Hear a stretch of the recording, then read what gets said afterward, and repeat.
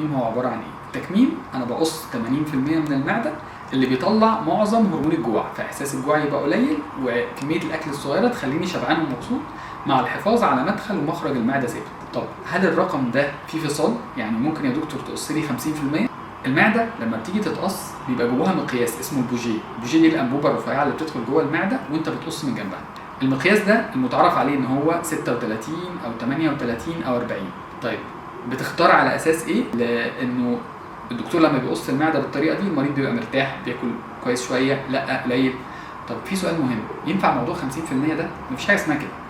قص المعده لازم يبقى اللي هو بنقول عليه 80 ده مجازا، هي من 70 ل 80%، ده المتعارف عليه يعني عشان تشيل هرمون الجوع كامل وعشان الوزن ما يرجعش بسرعه. ما انت لو شلت 50% احساس الجوع هيقل في الفتره الاولانيه، لكن هتلاقي المريض بتاعك فجاه رجع ياكل كتير جدا ورجع يتخن بسرعه جدا. فالصح ان هو المقياس ده ثابت من 36 ل 40، ده اللي اغلب الدكاتره او الناس بتشتغل عليه وده اللي بيديني النتيجه المطلوبه اللي انا عايزها.